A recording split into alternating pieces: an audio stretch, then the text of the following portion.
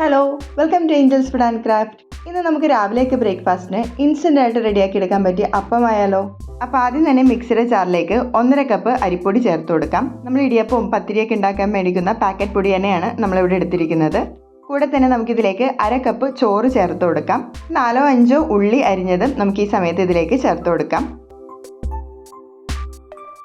കൂടെ തന്നെ നമുക്കിതിലേക്ക് ഒരു പച്ചമുളക് അരിഞ്ഞത് കൂടി ചേർത്ത് കൊടുക്കാം. ഒപ്പം തന്നെ നമുക്കിതിലേക്ക് 1 ടീസ്പൂൺ ജീരകം കൂടി ചേർത്ത് കൊടുക്കാം.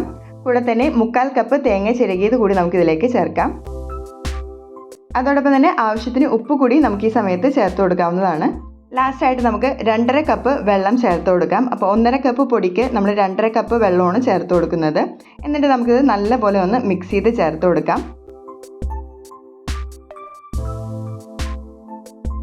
ഇനി നമുക്കിത് നല്ലപോലെ ഒന്ന് ബ്ലെൻഡ് ചെയ്തെടുക്കാം. അതായത് ഇപ്പോൾ നമ്മൾ ബ്ലെൻഡ് ചെയ്ത് എടുത്തിട്ടുണ്ട്. നമുക്കൊരു ബൗളിലേക്ക് മാറ്റി കൊടുക്കാം. ഇനി നമുക്ക് വേറെ പരിപാടിയൊന്നുമില്ല, നേരെ ഫ്ലെയിമിലേക്ക് പാൻ വെച്ച് ഇതൊന്ന് കുക്ക് ചെയ്തെടുക്കാം. അപ്പോൾ ഞാൻ പാൻ ഫ്ലെയിമിലേക്ക് വെച്ച് വെളിച്ചെണ്ണ ഒന്ന് സ്പ്രെഡ് ചെയ്ത് കൊടുത്തിട്ടുണ്ട്. അതിലേക്ക് 2 തവി മാവ് നമുക്ക് ഇതേപോലെ ഒന്ന് ചേർത്ത് കൊടുക്കാം. ഇത് വേറെ പരത്തേണ്ടൊന്നും ആവശ്യമില്ല, ഇതേപോലെ 2 തവി ചേർത്ത് കൊടുത്താൽ മതിയാകും.